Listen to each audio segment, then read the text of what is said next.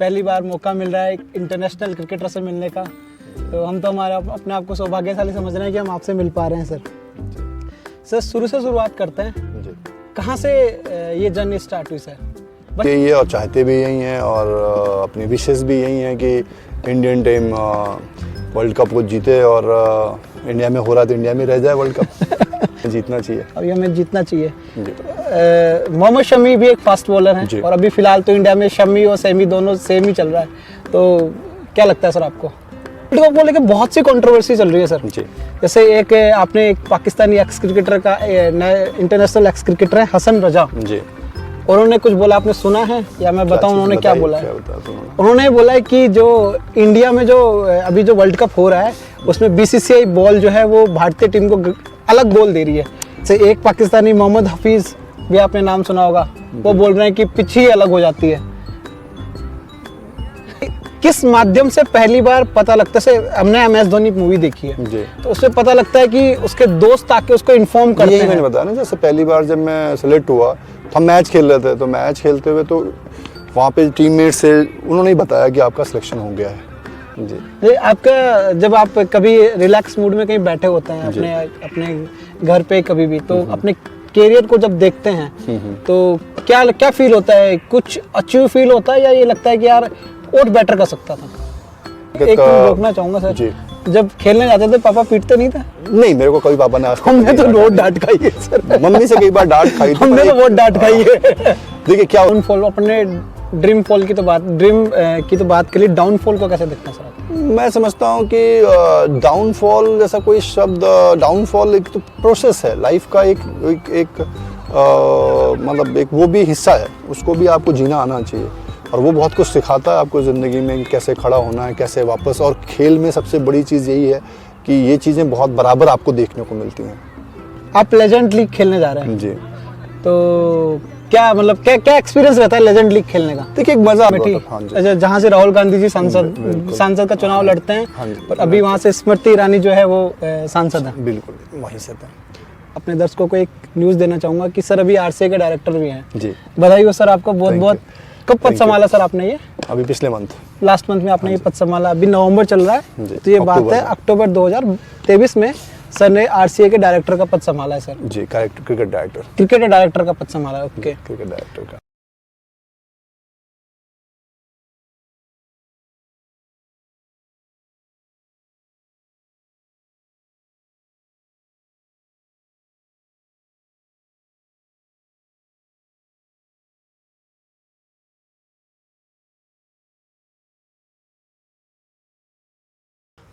Sir नमस्ते। नमस्ते जी, कैसे हैं सर? बहुत बढ़िया, ऑल गुड, आप बताइए। बस सर पहली बार मौका मिल रहा है एक इंटरनेशनल क्रिकेटर से मिलने का, तो हम तो हमारा अपने आप को सौभाग्यशाली समझ रहे हैं कि हम आपसे मिल पा रहे हैं सर जी। सर शुरू से शुरुआत करते हैं जी। कहाँ से ये जर्नी स्टार्ट हुई सर? बचपन से अपन स्टार्ट करते हैं। बचपन में सभी लोग बेसिकली ऐसा सब क्रिकेट खेलते, मैं भी खेलता था और एक सर्टेन एज पे लगा कि शायद प्रोफेशनल क्रिकेट की तरफ जाना चाहिए। मेरे ख्याल से 17 साल पे आपको ये रियलाइज़ हो गया कि मैं प्रोफेशनली क्रिकेटर की तरफ जा सकता हूँ। तो उसके लिए फिर एक लंबी जर्नी रही। मैं एक्चुअली अमेठी से हूँ, अच्छा, जहाँ से राहुल गांधी जी सांसद का चुनाव लड़ते हैं और अभी वहाँ से स्मृति ईरानी जो है वो सांसद है, बिल्कुल वहीं से थे। तो वहाँ से वहाँ डिस्ट्रिक्ट मैच हो रहे थे, तो उसमें मैं खेल रहा था। तो अभी नहीं रहे, मुनव्वर अली सर हुआ करते थे, वो उनका एक कलकत्ता में स्पोर्टिंग क्लब था, मोहम्मदन स्पोर्टिंग क्लब, उसके कोच हुआ करते थे वो। तो उन्होंने मुझे वहाँ खेलते हुए देखा और मेरे से बात की कि आप अगर खेलना चाहते हो प्रोफेशनल क्रिकेट तो आप कोलकाता आ जाओ। तो फिर वहाँ से मैं कोलकाता गया उनके पास, करीबन 1-1.5 महीने प्रैक्टिस की मैंने। फिर वहाँ से हम लोग बेंगलोर गए, एक टूर्नामेंट हुआ करता था, ऑल इंडिया टूर्नामेंट था अंडर 19, तो उसमें मैं खेलने गया, उसमें काफ़ी अच्छा रहा। वहाँ पे 5 विकेट ली मैंने। फिर मुनव्वर सर ने मेरे को NCA में उस वक्त ब्रजेश पटेल जी हुआ करते थे, उनसे मिलवाया, वो उसके डायरेक्टर थे। NCA बेंगलोर में। फिर उसके बाद बेंगलोर में इंडिया A के साथ प्रैक्टिस की मैंने। वहाँ पे पहली बार मैंने भी एक राहुल द्रविड़ को बॉल डाली थी, वो इंटरनेशनल प्लेयर थे। अच्छा, कौन सा साल था सर वो? मेरे ख्याल से 2003 2003 2-3 ऐसे होगा, 2003 लगभग। जब 2003 में इंडिया जो उसके साउथ अफ्रीका में मैच जो वर्ल्ड कप हुआ था, उसी सीजन की आप बात कर रहे हैं? हाँ जी। ओके।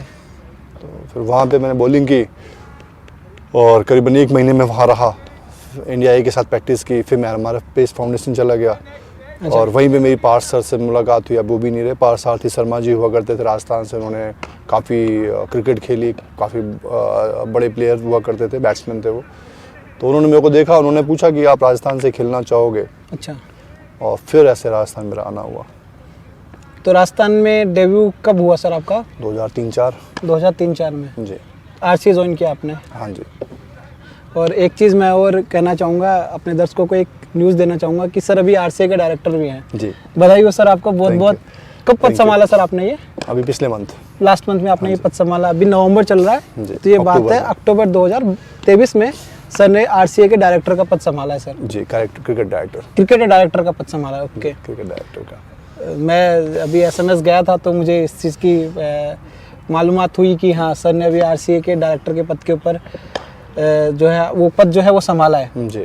सर कितना जिम्मेदारी वाला समझते हैं इस पद को, और कितना जिम्मेदारी वाला पद समझते हैं जो अपने जो नई पौध जो है वो उग रही है? दोनों का कंपैरिजन यही है, काम एक ही है। क्रिकेट डायरेक्टर होने का मतलब हुआ कि आप जो राजस्थान के क्रिकेट उसको आगे कैसे लेके जाएंगे।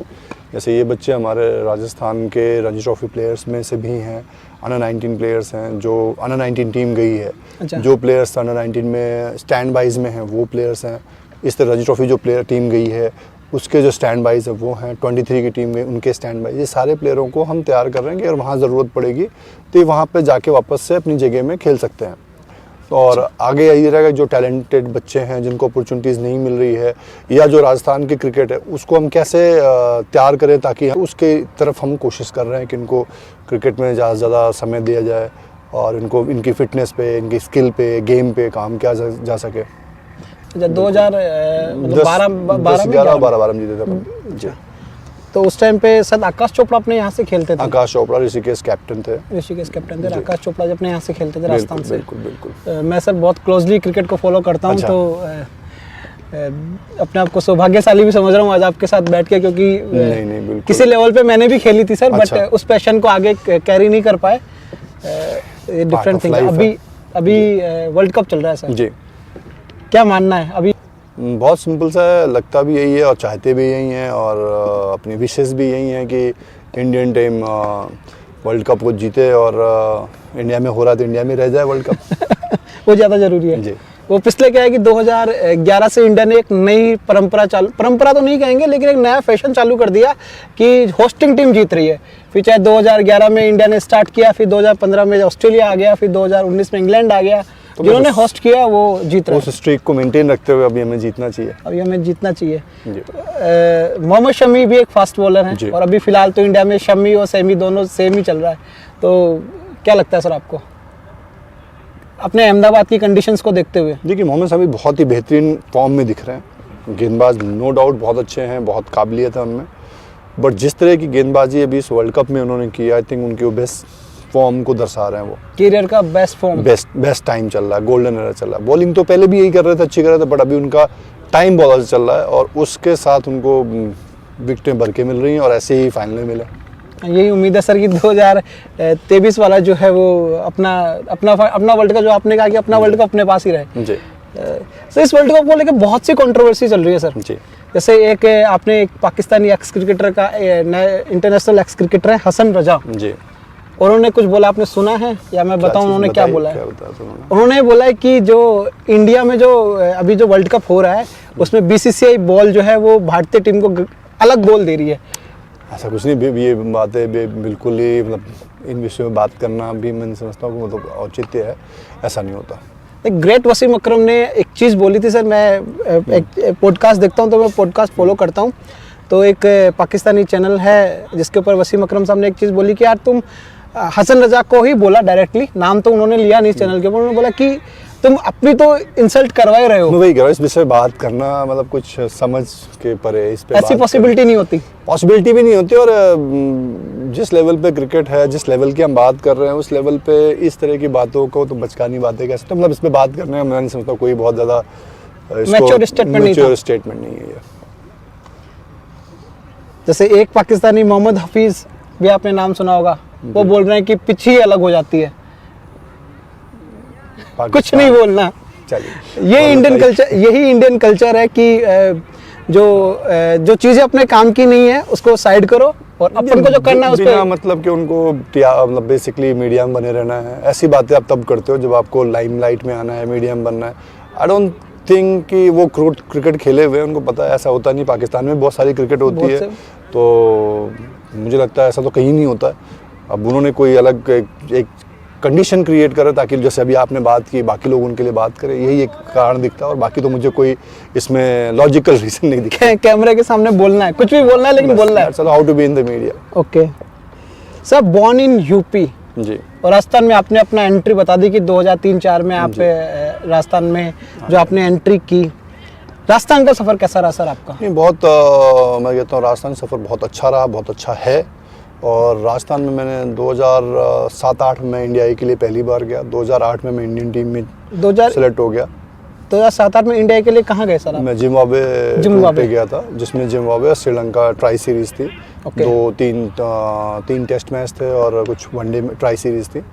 वो खेला, उसमें हाईएस्ट विकेट टेकर रहा। उसके बाद 2008 में ऑस्ट्रेलिया टूर था। अच्छा। इंडिया का टेस्ट टूर था, उसमें मैं इंडियन स्क्वाड का पार्ट रहा। प्रैक्टिस गेम्स खेलने को मिले पर प्लेइंग 11 नहीं मिली। और 2010 में वापस प्लेइंग 11 शायद 2010 में आपने 10 में इंडिया के लिए इंडिया वनडे में मिली थी मुझे। वनडे में जी। और 2014 में इंग्लैंड में टेस्ट मैच खेला फिर मैंने। सर वो नाइट कैसी रही जब पता लगा कि I am selected in Indian cricket team? उस नाइट, उस डे की बात करना चाहूंगा। नाइट और डे की खबर कैसे मिली? शुरुआत ही है, खबर कहाँ कैसे मिली? पहली बार जब मैं सेलेक्ट हुआ था 2008 में, तो मैं उसमें मैच खेल रहा था अगेंस्ट बॉम्बे। उसी मैच में मैंने 6 विकेट ली हुई थी। अच्छा। और हम झालावाड़ में थे। तो वो इन्फॉर्मेशन तो झालावाड़ में ही मिली थी कि मैं इंडिया की टीम में सेलेक्ट हो गया हूँ। और दूसरी बार मैं गांव में था, अमेठी में था, तब मुझे पता लगा था थ्रू एक युगेंद्र मिश्रा जी हुआ करते, तो उन्होंने बताया कि पंकज जी आप यहाँ हो और आपका नाम आ गया। फिर मीडिया, उसके बाद तो बाकी बहुत सारी चीज़ें, फ़ोन कॉल से मीडिया आती है। और 2014 में आई थिंक आज से उस पर कॉल आया था, उससे पता लगा था मुझे। नहीं, मेरा सवाल ये नहीं था सर, मेरा सवाल ये था कि किस माध्यम से पहली बार पता लगता है? हमने MS धोनी मूवी देखी है जी, तो उसमें पता लगता है कि उसके दोस्त आके उसको इन्फॉर्म करते हैं। यही मैंने बताया ना, जैसे पहली बार जब मैं सेलेक्ट हुआ तो हम मैच खेल रहे थे, तो मैच खेलते हुए तो वहाँ पे टीममेट से उन्होंने ही बताया कि आपका सिलेक्शन हो गया है। और दूसरी बार हम गांव में तो थे, युगेंद्र मिश्रा जी हुआ करते थे, वो पहले क्रिकेट भी खेलते थे और पॉलिटिशियन भी रहे हैं, तो उनको पता लगा। फिर उन्होंने फ़ोन किया, लोग 9 बजे उन्होंने बताया कि आपका टीम में नाम आ चुका है। तो ऐसे इन्फॉर्मेशन आती है डायरेक्टली, जैसे कॉल नहीं आती है। कॉल तो लेटर आती है, आपको मेल आती है RCA के थ्रू, BCCI पूरा इन्फॉर्म करती है। बट जो प्रेस रिलीज़ कह सकते हो आप होती है, तो जो लोग देख रहे होते हैं वो जल्दी बता पाते हैं कि आपका हो गया। तो आपके जो आपके क्लोज होते हैं, जो आपको फॉलो करते हैं, बिल्कुल वो ज़्यादातर इन्फॉर्मेशन वहीं से आती है। जी। जैसे इन्फॉर्मेशन की बात हो गई सर, 2014 में आपने टेस्ट कैप, जो इंडिया का टेस्ट कैप था जी, वो आप उसको अचीवमेंट मानते हैं या 2010 में जो वनडे कैप थी? देखिए, मैं मानता हूँ मैं बहुत फॉर्चुनेट रहा हूँ कि राजस्थान पहली बार हिस्ट्री में जब रणजी ट्रॉफी चैंपियन हुई उसका पार्ट था मैं, दूसरी बार जीती उसका भी पार्ट था मैं, और IPL में फर्स्ट टाइम राजस्थान रॉयल्स जीती उसका भी मैं पार्ट था। तो मैं समझता हूँ कि मैं बहुत लकी रहा हूँ कि ये मौके मिले। और उसी में से एक लम्हा ज़िंदगी का ये भी है जब मेरे को टेस्ट कैप मिली, इंडियन टीम में टेस्ट कैप लेना, और सौरभ गंगुली ने मेरे को टेस्ट कैप दी थी। तो बहुत बड़ी अचीवमेंट थी, बहुत बड़ी एक बहुत बड़ा सपना था जो सच्चाई में बदल रहा था। तो ऑब्वियसली बहुत खुशी थी। बहुत कौन सा ग्राउंड था? ट्रेंटफील्ड आई थिंक खेला था, ट्रेंटफील्ड में, मतलब जयपुर से ट्रेंटफील्ड तक का सफर या अमेठी से ट्रेंटफील्ड तक का सफर, क्या कहना चाहेंगे इसको? दोनों चीज़ें कह सकते हैं अपन, दोनों चीज़ें कह सकते हैं जी। आपका जब आप कभी रिलैक्स मूड में कहीं बैठे होते हैं अपने घर पे कभी भी, तो अपने कैरियर को जब देखते हैं तो क्या फील होता है? कुछ अचीव फील होता है या ये लगता है कि यार और बेटर कर सकता था? नहीं, देखिए, हमेशा गुंजाइश होती है कि आप और बेहतर कर सकते हैं, क्योंकि जो हो चुका है उसके बाद आप देख रहे हैं उन चीज़ों को। पर अगर हम उसी को 10 साल पहले जाके देखें तो लगेगा बहुत कुछ अचीव कर लिया है मैंने। तो मैं समझता हूँ ज़िंदगी में हम हमेशा जो आप पा चुके हो उसको लेके खुश होना चाहिए, जो नहीं मिला उसके लिए परेशान होने की जगह और कुछ बेहतर करने की कोशिश होनी चाहिए ज़िंदगी में। और अचीवमेंट्स में हम बात करें तो मैं इंडिया का हाईएस्ट फर्स्ट टाइम जिसने 400 विकेट ली डोमेस्टिक क्रिकेट में। बिल्कुल 2018 का वो सीजन था जिसमें तो उसमें मैंने 2018 में हाँ जी ये अचीवमेंट किया आपने। रणजी प्लेयर हैं जो कि पहले प्लेयर 400 विकेट्स। तो अचीवमेंट बहुत सारी मिली उसमें। डेफिनेटली जब आप बैठते हो और देखते हो पीछे जाके कि बहुत सारी चीज़ें जो रह गई, बट अगर आज जिसको मैंने कहा 10 साल पहले हम देखते हैं तो बहुत कुछ अचीव कर लिया आपने। अगर उस समय ये आपको अचीवमेंट दी जाए तो शायद आपके लिए ये अचीवमेंट बहुत दिखे। तो मैं समझता हूँ ज़िंदगी में जितना भी मिला उससे काफ़ी मैं संतुष्ट हूँ, और ज़िंदगी में और बेहतर करने की ज़रूर कोशिश है, किसी और फॉर्म में, किसी और रोल में। अभी जैसे अपने RCA क्रिकेट डायरेक्टर के रूप में देख रहे हैं तो मेरा कोशिश है कि वापस से हम रणजी ट्रॉफी चैंपियन बन सकें। सर क्या रणजी ट्रॉफी चैंपियन बनने के लिए मतलब कहाँ से शुरुआत हो रही है? बिल्कुल जीरो लेवल पे, या फिर जैसे ये कैंप आप अभी कर रहे हैं जी, तो ये कैंप मैं मानता हूँ कि बेस है जी। तो यहाँ से अभी देखिए 2-3 चीज़ें। अभी हम जब कैंप कर रहे हैं, अभी हम इन सीज़न हैं, सीज़न की तैयारियां कर रहे हैं, और सीज़न के बाद हम ऑफ सीज़न में वापस से बच्चों को सर्च करेंगे, टैलेंट सर्च करेंगे। जो प्लेयर परफॉर्म कर गए उनकी स्किल्स पे और काम किया जाएगा। एक उनमें मोटिवेशन और उनकी खेल को उस स्तर पे ले जाने की कोशिश की जा सकेगी कि वो टीम चैंपियन बन सके। सर अकेडमी स्टार्ट करने का कब आया कि मुझे एक अकेडमी स्टार्ट करनी है? आई थिंक 2016 में। 2016 में जब तक आप प्लेयर थे? जी बिल्कुल, मैं खेला था। आपने 2021 में जो है रिटायरमेंट डिक्लेयर किया, तो उसी टाइम आपने सोच लिया था कि मुझे एक अकेडमी स्टार्ट करनी है? अकेडमी नहीं सोचा था मैंने। मेरे को हमेशा था कि आपको जो आपके पास नॉलेज है उसको आपको पास ऑन करनी है, वो किसी रूप में। आप कोच हो, आप किसी भी रूप में। जब मैं खेल भी रहा तब भी अपने साथ जो मेरे टीममेट हुआ करते थे उनको भी साथ में बताना और ये चीज़ें करना, ये मेरे को पसंद है, अच्छा लगता है। क्योंकि मेरे को भी ज़िंदगी में बहुत सारे लोगों ने मदद की इस स्तर तक पहुँचने के लिए। तो मुझे लगता है कि आप में अगर वो काबिलियत है तो आपका भी फ़र्ज़ बनता है कि उसको आप लोगों तक पहुँचाएँ। बिल्कुल। अगर आप में कुछ हुनर है तो उस हुनर का जो है अपना तजुर्बा शेयर करना जी एक अच्छी आदत है सर। और ये इंडियन क्रिकेट की एक बहुत बड़ी अचीवमेंट मानता हूँ मैं कि जितने भी अपने जिन प्लेयर ने इंडिया को सर्व किया है, लगभग कोई ना कोई किसी न किसी जगह से इस चीज़ को आगे फॉरवर्ड कर रहा है, ताकि इंडिया में एक नई पौध जो आ रही है वो एक मैच्योर पौध आ रही है। ये ज़रूरी भी है, क्योंकि जो मैंने एक्सपीरियंस किया, जैसे मैंने कहा आज बैठ के देखता हूँ बहुत सारी चीज़ें लगती हैं कि और बेहतर हो सकती थी और बहुत कुछ अचीव किया। वैसे ही जो नया बच्चा, उसको हम बहुत कुछ एक साथ दे सकते हैं। वो एक्सपीरियंस उसके लिए बहुत आसान कर देगा उस जर्नी को, अगर वो उस चीज़ को समझ पाए और उस चीज़ को हम उसे समझा पाएँ।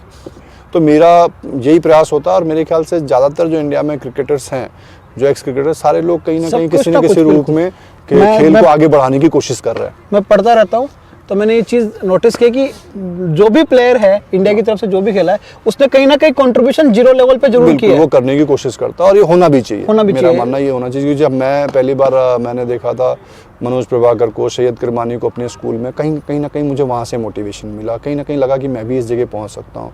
और कहीं ना कहीं जो उन्होंने छोटी छोटी बातें कही थी, वो बातें शायद आपके जहन में रहती हैं। जब मैं पहली बार रजत जडेजा से मिला, जब वो हमारे कैप्टन थे, तो उन्होंने बहुत सारी चीज़ें, उनसे मैंने क्रिकेट को सीखा कि क्रिकेट कैसे है, क्रिकेट को समझने की कोशिश की मैंने। एक होता है आप बॉलिंग सीखते हो, एक होता है बॉलिंग समझते हो। तो समझना कैसे कहते हैं, खेल को समझते कैसे हैं, वो मैंने जडेजा सीखा।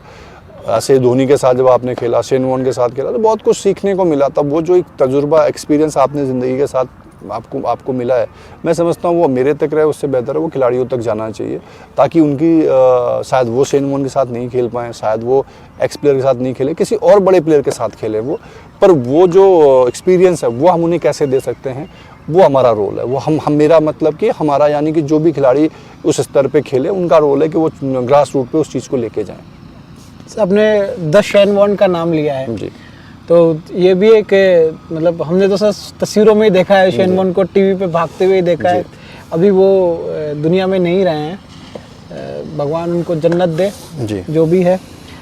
कैसा रहा शेन वॉर्न से मिले तब क्या लगा? क्योंकि एक बॉलर का ड्रीम होता है, 5-7 बॉलर्स हैं जिनका, जैसे ग्लेन मैकग्राथ एक ऐसे बॉलर हैं जिनसे उनसे भी मिला, उनसे सब मिलना चाहते हैं। एक जैसे Glenn McGrath, Jason Gillespie, India के जहीर खान जिनकी अपन बात करें, अभी मोहम्मद शमी का नाम आ रहा है, तो वसीम अकरम की अपन बात करें, तो ये कैसा लगता है सर जब इन नामों से मिलते हैं? नहीं, बहुत अच्छा लगता है। और उनसे बात करना या उनके तजुर्बों को, जैसे मैंने कहा, एक्सपीरियंस को सुनना या उनसे कोई चीज़ समझना, सीखने से ज़्यादा मैं समझता हूँ वो आपको खेल को समझाते हैं। उनसे जब आप बात करते हो तो खेल को समझते हैं आप, गेंदबाजी को समझते हैं आप। जब आप समझ जाते हैं कि क्या कैसे होता है तब वो करना आसान है। तो ये चीज़ें जो एक बड़ा खिलाड़ी होता है, एक बड़ा एक्सपीरियंस प्लेयर होता है, आपको आसानी से करा सकता है। शेन वॉर्न तो अपने राजस्थान रॉयल के जो कैप्टन भी रहे हैं और वो फर्स्ट सीजन था बिल्कुल जिसमें अपना राजस्थान रॉयल जो है चैंपियन रहा और आप उसका पार्ट भी थे जी। तो ये भी एक क्या बोलते हैं अचीवमेंट ही है। मैंने यही कहा कि मैं बहुत मेरी किस्मत अच्छी रही कि किस्मत नहीं सर, किस्मत तो एक अलग पार्ट होता है, उसके पीछे की मेहनत किसी को नहीं थी। जैसे MS धोनी जब मूवी आई, जैसे इससे पहले एक आई थी अजर करके एक मूवी आई थी, उसमें मोहम्मद अजहरुद्दीन के उस संघर्ष को नहीं दिखाया गया जो MS धोनी मूवी में दिखाया। और जो मेरे जैसे जो बाहर से क्रिकेट देखते हैं उनको ये लगता है कि यार इंडिया बहुत खेलता है, उनको ये नहीं लगता कि यार पीछे की जो मेहनत है, पसीना जो निकला है, जो चोटें लगी हैं, बॉल लगी है। उस स्तर पे जाने के लिए किसी भी फील्ड में, खेल में ही नहीं, किसी भी फील्ड में अगर आप आगे जाना चाहते हैं, आप सफलता प्राप्त करते हैं, तो उसमें कई सालों की मेहनत है, बहुत सारे सेक्रीफाइस हैं। वो किसी भी क्षेत्र में हो और कोई भी व्यक्ति हो, बिना संघर्ष के सफलताएं नहीं मिलती। अपन फैमिली की तरफ बढ़ते हैं जी। तो अपनी फैमिली में पहला क्रेडिट किसे देना चाहेंगे? First name? मैं समझता हूँ पूरी फैमिली को ही क्रेडिट जाता है। फर्स्ट नेम जैसे फादर एक देखिए, फर्स्ट नेम मेरे लिए बहुत मुश्किल है। रीज़न उसका ये है कि मेरी मदर और फादर हमेशा सपोर्टिव रहे, मेरे भाई बहुत सपोर्टिव रहे मेरे साथ में, मेरी वाइफ हमेशा सपोर्टिव रही है मेरे साथ में, आज भी सपोर्टिव है। तो एक को क्रेडिट देना बहुत मुश्किल है क्योंकि सबने बहुत मैं कहता हूँ कि मजबूती से मेरे साथ वो खड़े रहे जब भी ज़रूरत मुझे लगी, जिस भी स्थिति में। क्योंकि जब हम छोटे से बात करते हैं, बचपन की बात करते हैं, तो पेरेंट्स का बहुत बड़ा रोल होता है आपकी ज़िंदगी में। पर उसी वक्त रोकना चाहूँगा सर जी, जब खेलने जाते थे पापा पीटते नहीं थे? नहीं, मेरे को कभी पापा ने आज तक हमने तो बहुत डांट खाई है सर। मम्मी से कई बार डांट खाई थी। हमने तो बहुत डांट खाई है। देखिए क्या होता है कि जब आप मैं थोड़ा इसमें, मैंने कहा मेरी चीज़ें थोड़ी आसान रही इन चीज़ों में। मुश्किलें ये थी कि सफलता को ढूंढने में समय मिला, पर आसान ऐसे रही कि जो लोग ज़िंदगी में मिले और रहे, चाहे मेरे पेरेंट्स थे, चाहे वो मेरे कोचेस थे, जैसे माथुर सर, विनोद माथुर सर जयपुर से हैं, पार्थसारथी शर्मा जी या मुनव्वर अली, जिनको मैं जानता ही नहीं था, जिन्होंने मेरी जीवन को इस स्तर पर लाने पे सबसे बड़ा मैं समझता हूँ रोल जिन लोगों का रहा। ऐसे ही परिवार में जब हम बात करें, मिडिल क्लास फैमिली से अगर आप होते हो तो सबको आपके लिए संघर्ष करना पड़ता है, तब जाके आपको सफलता मिलती है, क्योंकि सबको कहीं ना कहीं एडजस्टमेंट आपके लिए करने पड़ते हैं। क्योंकि मिडिल क्लास फैमिली में एक समय होता है, एक आपका सैलरी है जो 25 तारीख को ख़त्म होती है। आज भी सबका वही सिस्टम है। उसमें से अगर एक व्यक्ति पे अलग पैसा लगना है या एक व्यक्ति को अलग से ध्यान देना है, तो कहीं ना कहीं हर व्यक्ति को अपने हाथ सिकोड़ने पड़ते हैं। तो मैं समझता हूँ सबका बहुत बड़ा योगदान रहा मेरी ज़िंदगी में, भाइयों का, किट बैग कैरी करने में बहुत लोगों ने हेल्प की। बिल्कुल, सभी लोगों का साथ रहा, मेरे को दोस्तों का भी रहा, तो सबका ही बहुत साथ रहा। कोई ऐसा दोस्त जो आपको लगे यार, ये किसी एक को मैं समझता हूँ एक का नाम लेके बाकियों को ऐसा नहीं कहना उचित नहीं होता, क्योंकि कहीं ना कहीं बहुत लोगों ने कंट्रीब्यूट किया है। तो मैं समझता हूँ सबका बराबर योगदान रहा, अपने अपने स्तर पे, अपनी अपनी। जैसे शादी से पहले देखा जाए तो भाई साहब का, शादी के बाद भी आज भी हम एक जॉइंट फैमिली में ही हैं। अच्छा, तो फैमिली जयपुर है या नहीं? पेरेंट्स तो वहाँ रहते हैं और हम लोग यहाँ रहते हैं, बट अभी भी हम एक साथ ही रहते हैं। तो कहने का मतलब है कि सबका सहयोग होता है आपकी सफलता के पीछे, और सबको ही क्रेडिट जाना चाहिए। जैसे एक किट बैग पर्सन है, एक शक्ल आएगा, इसने मेरा किट बैग उठाया था। नहीं, देखिए बहुत लंबा समय हो गया। अगर आप ये बोलते हैं किसी एक का नाम लेना बहुत मुश्किल है। अगर आप एक पर्टिकुलर, जैसे जब पहली बार आप इंडियन टीम पहुंचते हो, फर्स्ट टाइम रणजी ट्रॉफी खेलते हो, तो बड़ा आसान होता है नाम लेना। लेकिन आप 20 साल की जर्नी की बात करेंगे तो फिर किसी एक का नाम लेना बहुत मुश्किल होता है, क्योंकि हर एक, देखिए शुरुआत अलग थी, बीच का दौर अलग होता है, आखिरी में आपकी स्थितियाँ अलग होती हैं, तो आखिरी में आपके साथ कोई और लोग खड़े होते हैं। तो जैसे मैंने कहा कि भाई कोचेस की मुनव्वर अली जी ने सहयोग किया, पार्थसारथी जी लेके आए, यहाँ पे विनोद माथुर जी रहे, तो अजय जडेजा से मैंने सीखा। तो एक जर्नी, लंबी जर्नी है, तो उसमें हर व्यक्ति का एक अपनी अपनी जगह पे एक अहम रोल रहा, तभी आप वहाँ तक पहुँच सकते हो।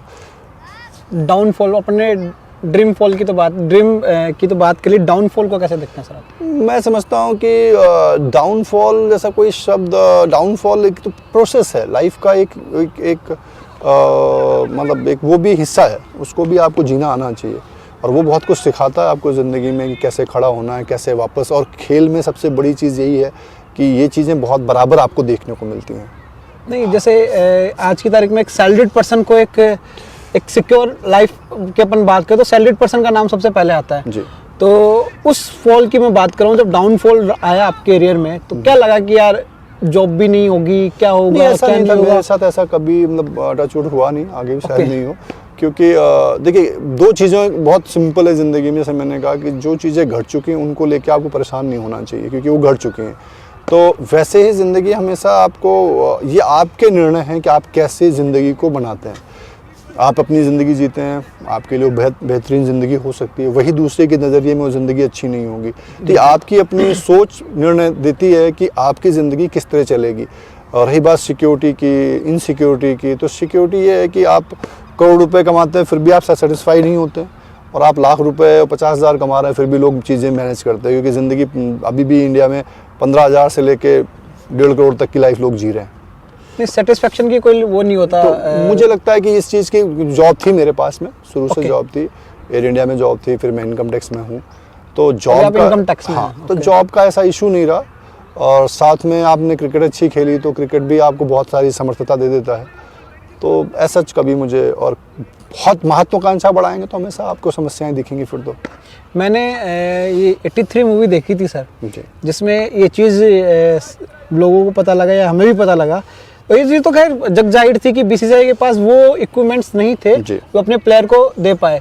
लेकिन अभी 83 के बाद में, जो मैं मूवी की बात नहीं कर रहा, मैं ईयर की बात कर रहा हूँ, 83 के बाद में जैसे इंडियन क्रिकेट ने ग्रोथ की है, तो क्या आपको भी ये चीज़ सुन के ऐसा नहीं लगा कि यार ऐसा होता होगा? पहले आपको ये चीज़ फील हुई कि 83 में वास्तव में ऐसा होगा कि उनके पास कपड़े धोने के लिए भी वो पैसा खर्च नहीं कर रहे थे?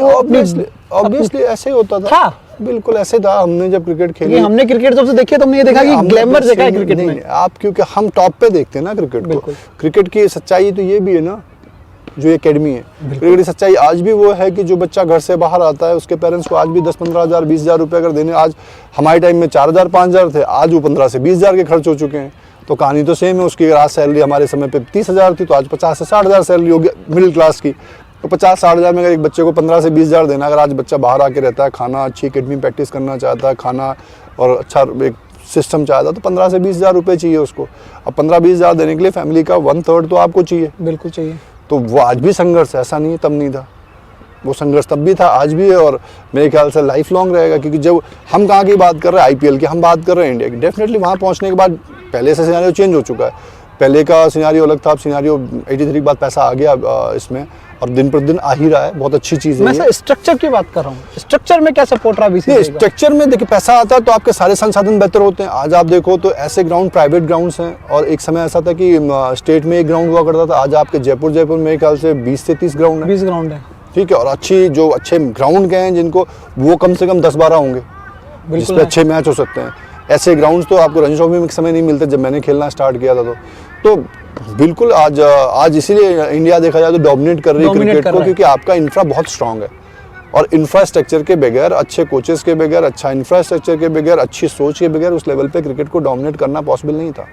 बीसीसीआई ने सिक्योरिटी भी दी है। बिल्कुल, आपको फाइनेंशियली भी स्ट्रांग किया है, आपको आपकी जो स्ट्रक्चरल सिस्टम है उसको बहुत स्ट्रांग रखा हुआ है, इसलिए आज आप क्रिकेट बहुत अच्छे से ग्रो कर रहा है। अगर आप देख सकते हैं कि हर जगह क्रिकेट हो रही है, उसका रीज़न ये है कि क्रिकेट में एक स्टेबिलिटी है। अभी आप भी एडमिनिस्ट्रेशन में आ चुके हैं सर जी, तो आपका क्या प्लान है एडमिनिस्ट्रेशन को लेकर के? एडमिनिस्ट्रेटिव वर्क से ज़्यादा मेरा क्रिकेट डेवलपमेंट की तरफ मेरा रोल है, और मैं क्रिकेट डेवलपमेंट में ज़्यादा मेरा फोकस रहेगा। तो सर देखिए, आज जो मैंने कहा कि आज की जो रिक्वायरमेंट है, अच्छे ट्रेनर, अच्छे फिजियो, बिना इंफ्रा के पॉसिबल नहीं। अच्छा जिम, अच्छे विकेटें, अच्छा ग्राउंड। क्योंकि अगर हम सोचें कि बच्चे के पास इक्विपमेंट नहीं है और उससे हम उम्मीद करें कि वो नेशनल पे खेलेगा, अगर हमारे पास अच्छा ग्राउंड नहीं है और हम उससे, जैसे आज हम हॉकी में पीछे छूट गए, उसका एक बड़ा रीज़न है कि ग्राउंड से सीधे एस्ट्रोटर्फ पे खेलना, वो फैसिलिटी मिल नहीं पाई, तो इसलिए हम पीछे छूट गए। आज ज़रूर कोशिश हो रही है गवर्नमेंट की तरफ से, चीज़ें भी बेहतर हो रही हैं। वैसे ही खेल है क्रिकेट में, अगर आपको बच्चों को आगे लेके जाना है तो उनको जिस स्तर पे उनके कंपटीशन है उस स्तर की उनको सुविधाएं देनी पड़ेंगी आपको, तभी वो वहाँ पहुँच पाएंगे। सर थोड़ा सा आगे बढ़ता हूँ मैं, आप लेजेंड लीग खेलने जा रहे हैं जी, तो क्या मतलब क्या एक्सपीरियंस रहता है लेजेंड लीग खेलने का? देखिए, एक मज़ा आता है, आपके साथ जो प्लेयर खेल चुके हैं वो उनसे वापस मुलाकात होती है, कॉम्पिटिटिवनेस भी रहती है गेम में, प्लस क्या कहते हैं, आप वापस से उस जगह पहुंचते हो जो आपने ज़िंदगी भर किया, जिसमें सबसे ज़्यादा मज़ा आपको आता है, जो आपका पैशन है, वो वापस से ज़िंदगी जीने को मिलती है, तो मज़ा आता है, बहुत अच्छा एक्सपीरियंस होता है। साथ में आप परफॉर्म करने की भी कोशिश करते हैं कि कॉम्पिटिटिव क्रिकेट है, बहुत सारे दर्शक आपको देख रहे होते हैं, तो आप उनके लिए ग्राउंड भरा हुआ मिलता है, तो उनके लिए भी आपको कोशिश करनी होती है बेहतर खेलने की। सर आपने टाइम दिया, आपने 20 मिनट बोले थे मुझे, लेकिन मैंने शायद आपके 20 मिनट से ज़्यादा ले लिए हैं। तो सर आपने टाइम दिया उसके लिए बहुत बहुत धन्यवाद। एक कोई राजस्थान क्रिकेटर को, अपने जो बच्चे भी खेल रहे हैं राजस्थान के लिए, जो क्रिकेट खेल रहे हैं या खेलना चाहते हैं, क्या फाइनली क्या मैसेज रहेगा? देखिए फाइनली सबसे एक सिंपल सा मैं समझता हूँ मैसेज है, और मेरे ख्याल से बहुत बात सुनने मिलता है कि आप हार्डवर्क करिए और अपने सपनों को, बड़े सपनों को बिल्कुल देखिए, उन सपनों को पूरा करने के लिए मेहनत करिए।